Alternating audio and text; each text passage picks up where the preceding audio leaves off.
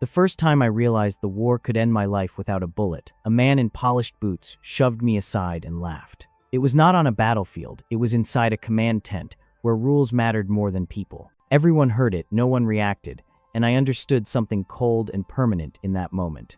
If power decides truth, what happens to a man who refuses to bow? My name is Caleb Rowan. In the summer of 1944, I was a junior logistics officer attached to an American armored group pushing through France. That title sounded clean, almost boring, but it meant I touched everything that kept men alive: fuel, ammunition, ration schedules, repair queues. I was not a hero type. I did not carry medals. I carried ledger's grease under my nails and the weight of decisions no one wanted to see. The camp sat on the edge of a ruined orchard, trees shredded by shellfire apples rotting on the ground. Engines idled day and night, the air thick with oil and smoke. I had been awake for 30 hours when the incident happened. A convoy was delayed, fuel misrouted, tanks stuck with empty bellies while orders screamed for movement. I followed the paperwork to its source, a sealed crate stamped with authority redirected without explanation. Inside the command tent, a senior officer stood over the table, spotless uniform, clean hands. He dismissed my report without reading it. He told me to stop making noise and learn my place. When I insisted, when I said men would die, he stepped closer and shoved my shoulder hard enough to stagger me into a crate. Laughter followed, quiet and approving. The shove hurt less than the certainty that followed. I had crossed a line that was not written on any map. I did not strike back. I did not raise my voice. I picked up the ledger, I dropped and walked out. Outside, the engines kept running indifferent. A mechanic met my eyes and looked away. That was when the war changed shape for me, not because of the enemy, but because of my own side. If you are still listening, pause here and tell me what you think a man should do next when truth costs him standing and silence buys safety. The next days moved fast and slow at the same time. On paper, operations advanced. In reality, the same misroutes kept happening. Fuel diverted to quiet sectors, spare parts locked behind signatures that never came. I began to see a pattern. It was not incompetence, it was convenience. Certain units were favored, certain officers protected, and the cost was paid by men who never entered the tent. I kept my head down and my eyes open. I copied manifests at night, compared stamps, traced signatures. I did not confront anyone again.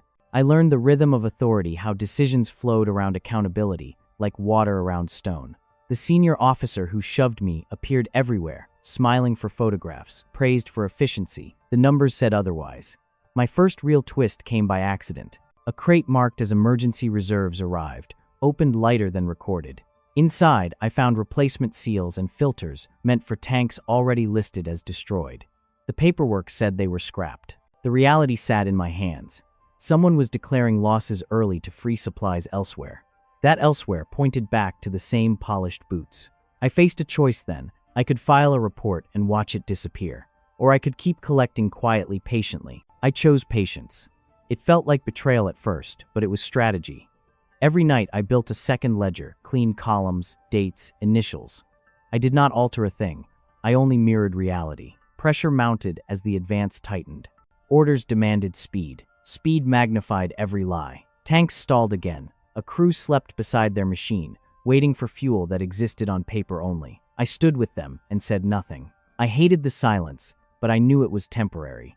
The senior officer noticed me watching. He did not confront me again. He did not need to. He reassigned me to a quieter duty, inventory oversight with limited access. It was meant to bury me. It did the opposite. Inventory sees everything. Inventory touches the edges where truth leaks. Another twist arrived through a routine inspection. A locked chest listed as personal effects fell under my count. Inside, I found duplicate seals, official stamps, and blank requisition forms signed in advance. It was not theft in the simple sense. It was control. With those tools, a man could reroute an army without firing a shot. I did not celebrate. I felt sick. The scale was larger than a shove in a tent. It was systemic, protected by rank and urgency. I began to understand the real battlefield. It was not hedgerows and roads. It was time and proof. I sought help where help could exist. A legal officer attached to the division, exhausted and cautious, listened without interrupting. He did not promise action. He promised guidance. Preserve chain of custody. Do not confront. Let the evidence speak.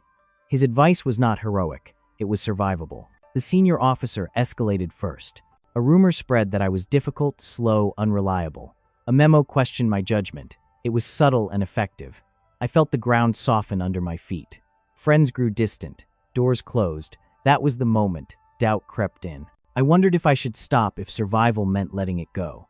Then a tank burned on a roadside after running dry under fire. I saw the crew pulled out, shaken alive by chance. The ledger in my pocket felt heavier than the engine block. Doubt evaporated. I took one risk. I duplicated my second ledger and stored it off-site with a chaplain who kept quiet and asked no questions. Redundancy felt like breathing again. I also learned that the senior officer planned a public inspection, a show of order.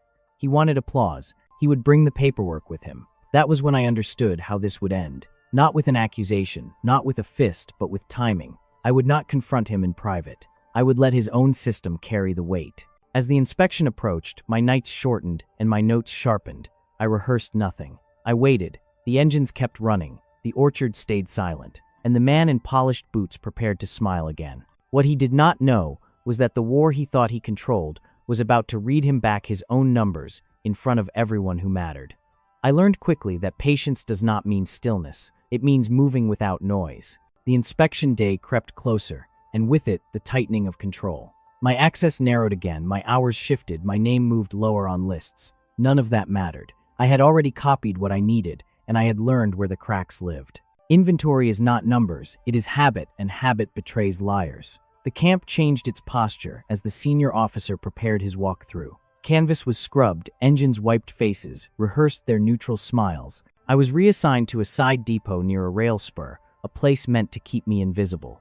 It was perfect. Trains bring truth in bulk. Cars arrived, stamped and sealed, and I logged weights with a scale that never lied. The numbers whispered the same story as before. Overages hear shortages. They're always bending toward the same names. I found a new ally without meaning to. A corporal named Eli Mercer, grease in his hair, eyes too sharp for his rank. He worked the night shift counting shells and hated waste with a quiet intensity. We spoke little. We did not need to. I showed him a page. He showed me a crate. The seals matched my ledger. The destinations did not. Trust formed the way it does in war, fast and practical. The first twist of this chapter came wrapped in kindness. A message arrived, inviting me back to the main tent for a brief, softening gesture. The senior officer greeted me with a hand on my shoulder, light, this time almost friendly. He spoke of pressure, of mistakes made under strain, of second chances. He offered to restore my standing if I focused on my lane. I listened. I nodded. I declined without refusing. I said I would do my duty. His smile held, but his eyes cooled. The offer was not mercy. It was a leash. That night, the rumor sharpened. I was said to be hoarding paperwork, slowing flow, endangering the push. It spread because it was believable enough. The next morning, my clearance was cut to daylight hours only.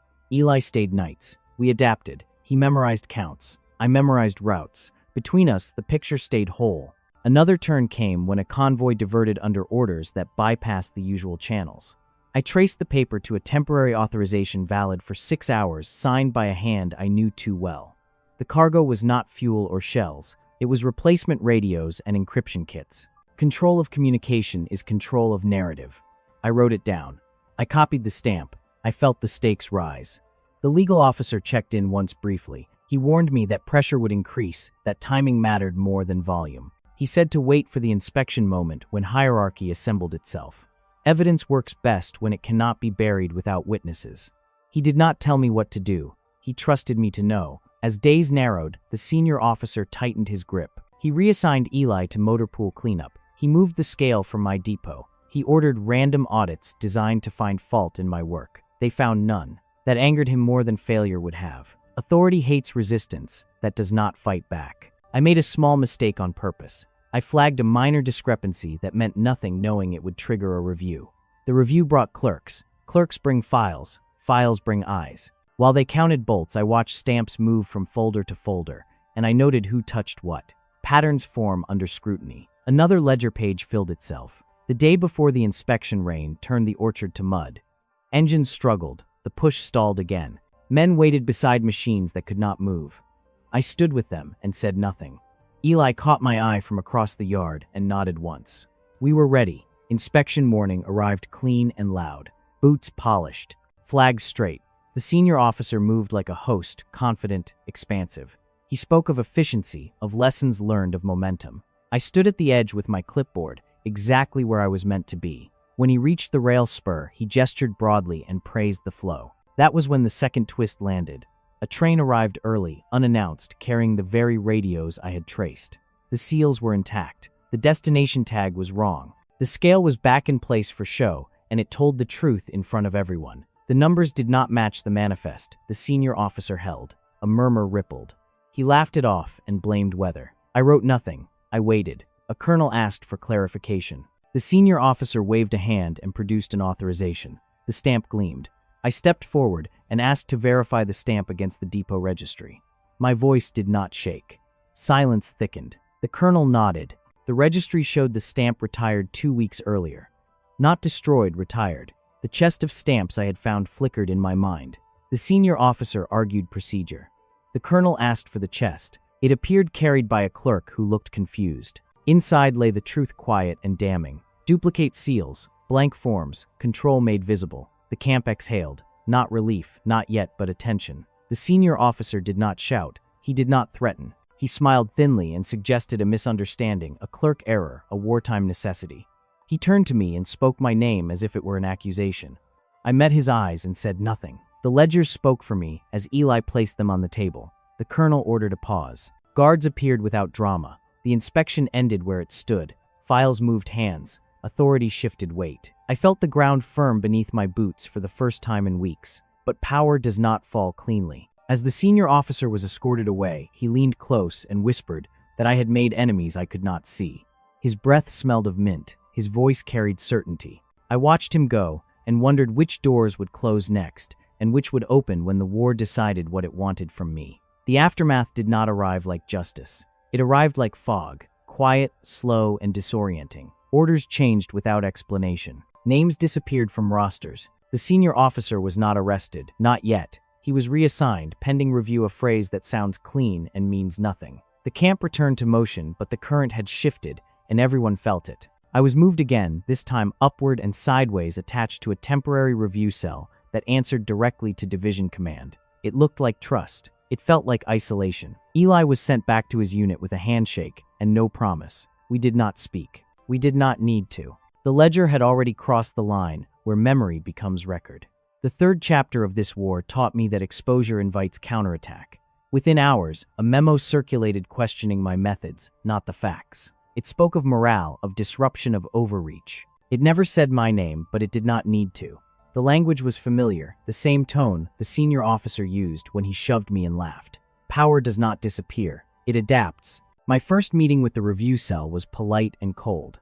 A colonel chaired it, flanked by 2 majors and a legal observer. They asked me to walk through my findings slowly, carefully. I did. I kept my voice even. I showed the chain, the stamps, the scales, the timing. They nodded and took notes. When I finished, the colonel thanked me and asked a question that felt like a blade. Why did I wait?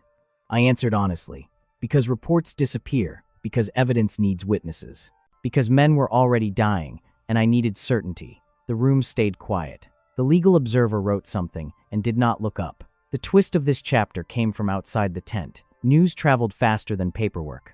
A tank battalion filed a formal complaint about fuel losses tied to the same authorizations I had flagged. Another unit reported radio failures after receiving mismatched kits. My ledger had found siblings. The pattern widened beyond my hands. That is when momentum shifted from personal to structural. The counterstrike arrived that evening. An accusation surfaced that I had mishandled inventory counts earlier in the month. It was small, technical, plausible. The timing was perfect. I was summoned again, this time with less warmth. The message was clear. If you push, you will be pushed back. I did not panic. I returned to my notes and found the count in question. It was correct. The accusation hinged on a recalibration of the scale approved during the night shift, when access logs were thin. The scale had been touched. I asked for the logs. They were missing. I asked for witnesses. There were none on record. Here, the war asked for a different weapon. Not more evidence, but framing. I requested a controlled recount with observers from 3 units and the legal cell present.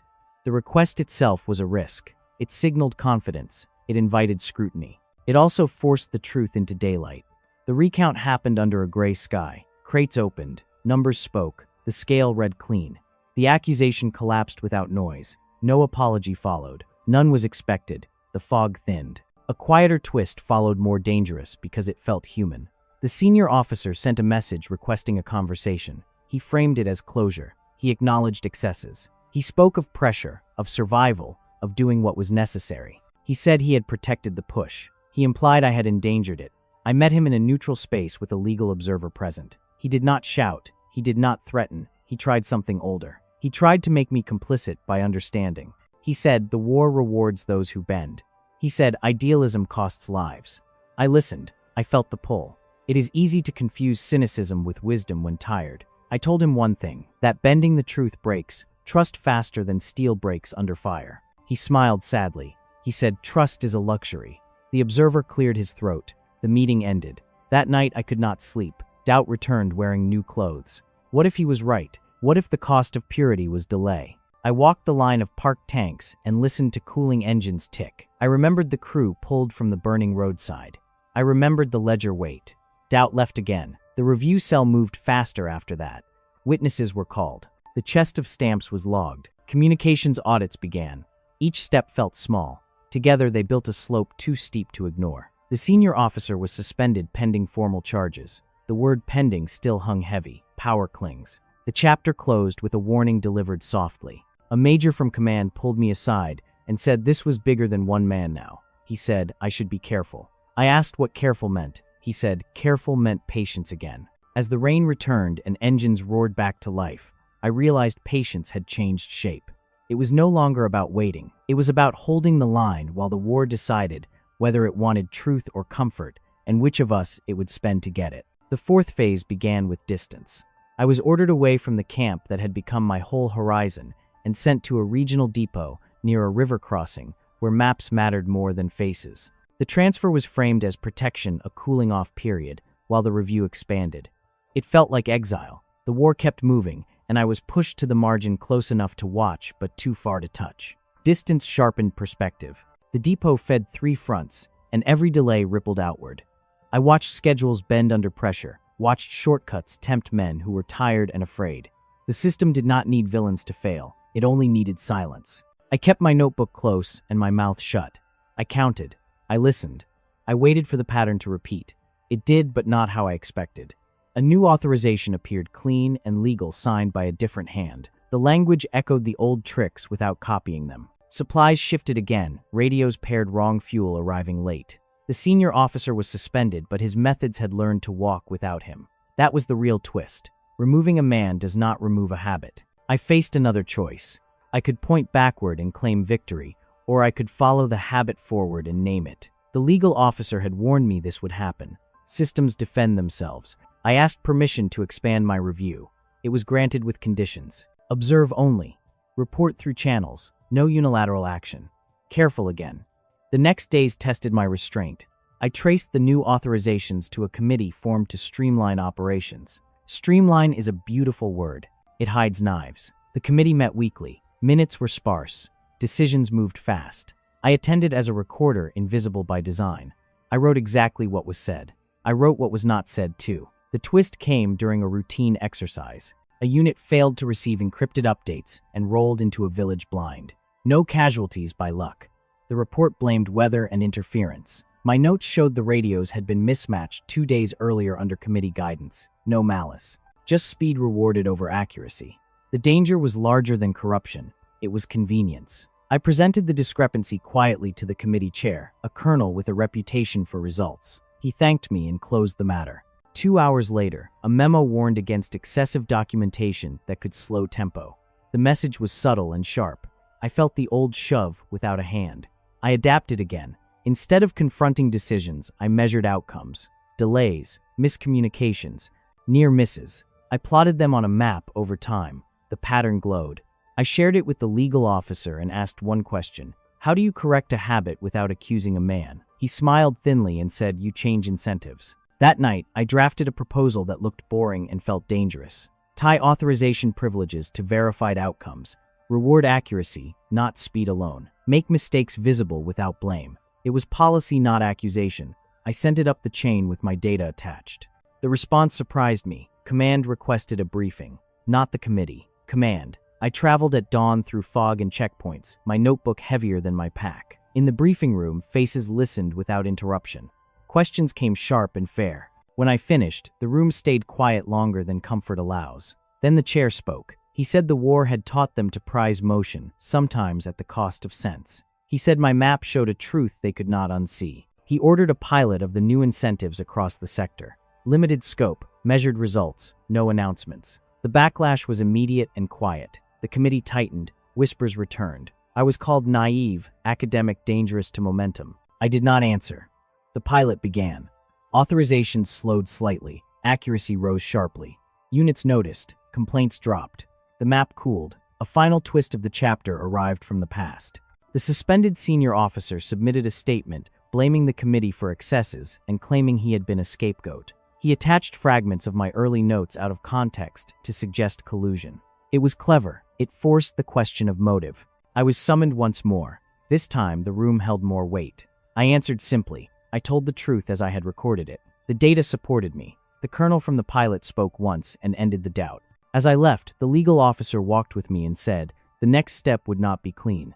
Charges take time. Habits resist. He said to prepare for noise. I asked how. He said, by staying dull and precise.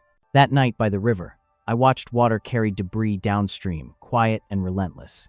I realized the war within the war had entered a phase where victory would not feel like triumph. It would feel like fewer fires no one would photograph, and fewer shoves no one would laugh at. And I wondered who would decide when that was enough. Chapter 5 began with noise, not the roar of engines or artillery, but the kind that crawls through camps and offices, whispers that sound harmless until they decide where you belong. The pilot program worked that much, was undeniable, but success attracts attention and attention attracts teeth. The committee did not dissolve. It adapted. Faces changed. Language softened. The habit learned to smile. I was called back to the main corridor of command, not as an investigator, but as a consultant. The title felt like a velvet glove. I accepted because refusing would have looked like fear. The brief was simple. Observe implementation. Advise quietly. Do not disrupt tempo. Tempo again. Always tempo. The first twist of this chapter came wrapped in praise. A general cited improved efficiency in a speech and credited collective effort. My name was not mentioned, which was fine, but a footnote appeared in a follow-up memo, framing the changes as a committee initiative. History was being edited in real time. I felt the old pull to correct the record. I resisted. Credit was not the prize. Control of outcomes was.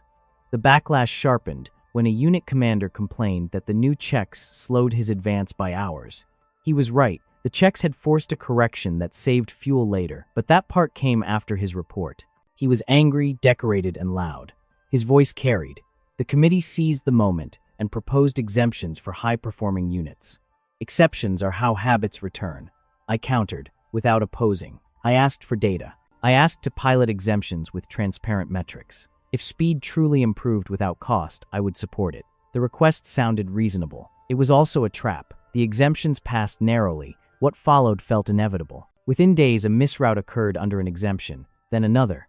No casualties, but risk spiked. The committee blamed growing pains. I updated the map. Red dots returned like a rash. The pattern did not care about rank. The twist outside the plan arrived at dusk in the form of a sealed envelope slipped under my door. Inside were copies of messages I had never seen, drafts, circulating among junior officers that framed me as obstructionist, ideological, unfit for wartime decision-making. They quoted the suspended senior officer's statement and added commentary. The handwriting was neat, the intent was not. This was the out-of-band twist the legal officer had warned me about. Character attack, not fact. I felt anger rise hot and useless. I sat on it until it cooled into resolve. I gathered my notes and walked to the chaplain who had kept my ledger months earlier. He listened and said nothing. Then he asked a simple question. What outcome do you want? I wanted safety to beat speed when speed lied. I wanted systems that did not need heroes. I wanted fewer shoves laughed at and tense. The chaplain nodded and said, then you must let them overreach. The committee scheduled a review to formalize exemptions. I was invited to speak briefly. I prepared a presentation that looked dull. No accusations, no names. Just timelines and deltas. I added one slide at the end, a comparison of risk incidents with and without exemptions. The difference was stark. Halfway through, a colonel interrupted and challenged my assumptions. He cited doctrine. He cited urgency. He implied cowardice. The room leaned. I did not argue. I thanked him and asked permission to show the underlying logs. He agreed, confident. The logs included the messages slipped under my door, now properly sourced and contextualized, not to shame but to demonstrate how narrative pressure preceded exemptions. The room shifted again. The colonel said nothing more. The final twist of the chapter cut deeper. The general, who had praised the changes earlier, asked a question that reframed everything. He asked who benefited from exemptions when they failed. The answer was uncomfortable. Failures dispersed blame. Success concentrated credit. Habits protect credit. The vote postponed formal exemptions. The pilot continued without them. The committee lost ground without losing face. That mattered. People retreat better when given dignity. Afterward, the legal officer found me by the map room and said charges against the suspended senior officer would proceed. Limited scope, administrative consequences more than criminal. He said systems rarely punish the first mover as harshly as the copycats. It was not justice, it was progress. That night I walked past a line of trucks refueling smoothly under the new checks. A driver waved and said it felt slower but steadier. I smiled and kept walking. The chapter closed with a warning that arrived quietly. A transfer order sat on my desk, effective soon to a different theater entirely. Promotion attached, distance again. Reward or removal hard to tell. I folded the paper and wondered whether the habit would follow me or whether I had finally taught it to limp. Chapter 6 began with motion and ended with consequence.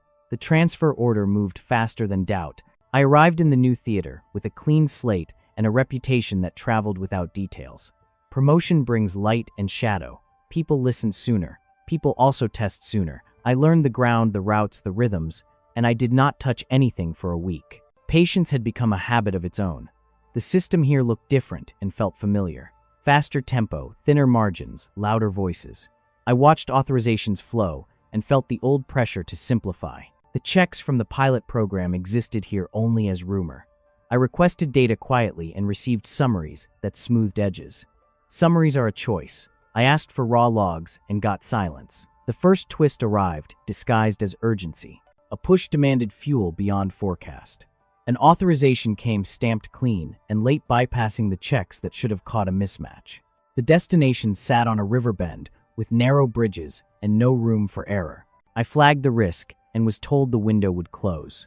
Tempo again. I faced the old fork. Block and be blamed. Allow and hope. I chose a third path. I approved conditionally and embedded observers at the scale, and the bridge not to slow but to see. It was a small defiance wrapped in compliance. The convoy rolled at dawn. The observers reported a discrepancy within minutes. Weight off by just enough to matter. Radios paired wrong again. The pattern was not a ghost. It had teeth.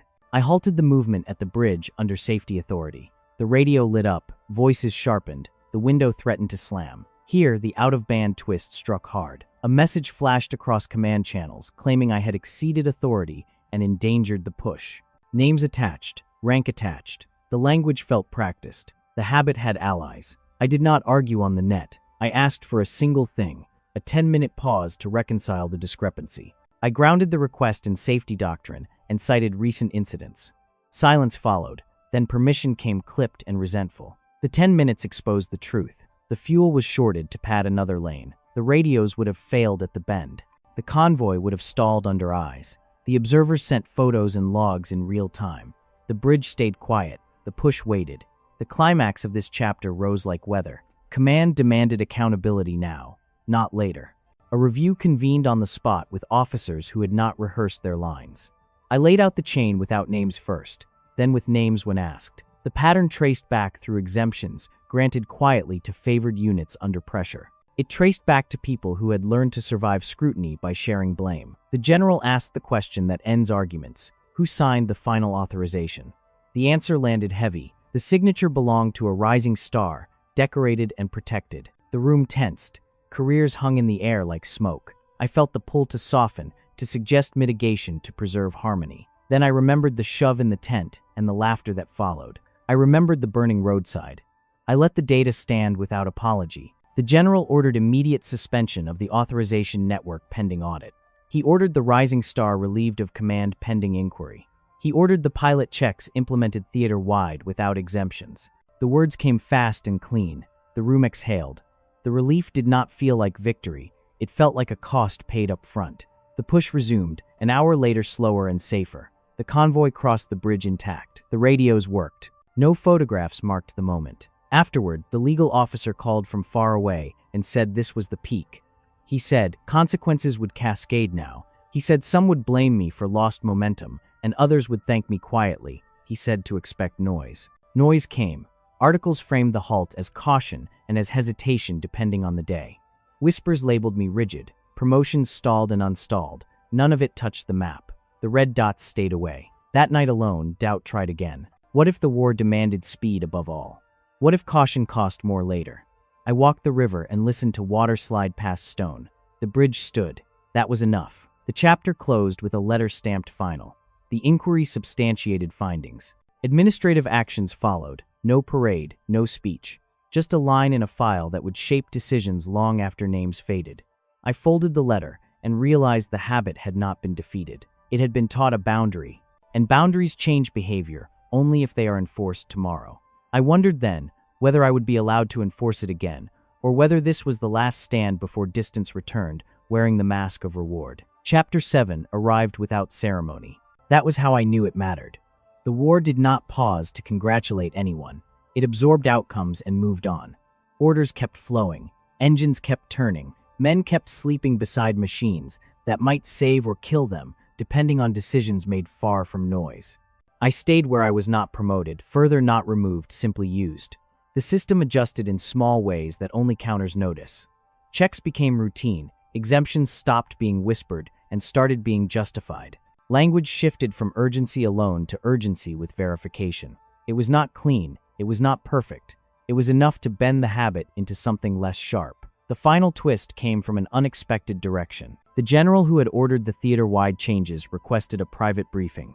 No aides, no recorder, just a map and 2 chairs. He did not thank me. He asked why I kept pushing when retreat would have been easier. The question was not a trap. It was genuine. I told him the truth I had learned the hard way.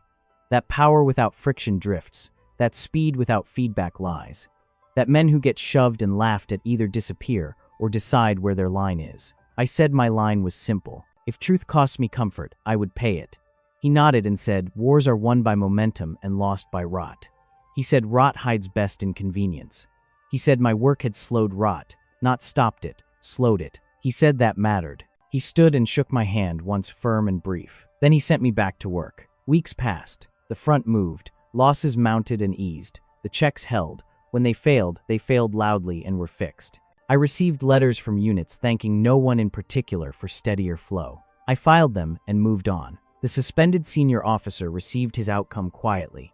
Reassignment to a desk far from movement. No trial. No redemption arc. He wrote once, asking if I thought history would remember his intentions. I did not reply. Intentions do not move fuel across bridges. Eli wrote from his unit saying, the nights were quieter now. Fewer emergency counts. More sleep. He said grease still got under his nails. He sounded content. I folded the letter and kept it. Near the end of the season, a new junior officer approached me with a ledger held like a confession. He asked how to know when to speak.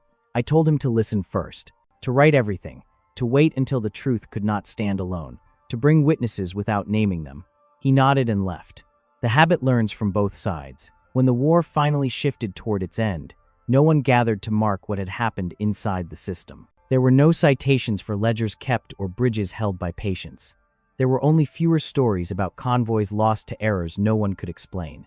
I stood once more in an orchard, this one green and quiet engines distant. I thought about the shove that started it and the laughter that tried to end it. I understood then that retaliation does not always look like force. Sometimes it looks like refusing to let a bad pattern repeat. Sometimes it looks like staying dull and precise until the loud part runs out of breath. If you are still here, ask yourself where your line sits when convenience asks for silence. Ask whether speed has ever asked you to forget someone standing beside a machine, waiting for what exists on paper only. The war taught me that justice rarely arrives as a moment. It arrives as a habit changed, just enough to save the next person who never enters the tent. That is how it ended for me, not with applause, not with peace, but with fewer fires no one photographed and fewer shoves no one laughed at. And in a war built on momentum that was the quietest kind of victory,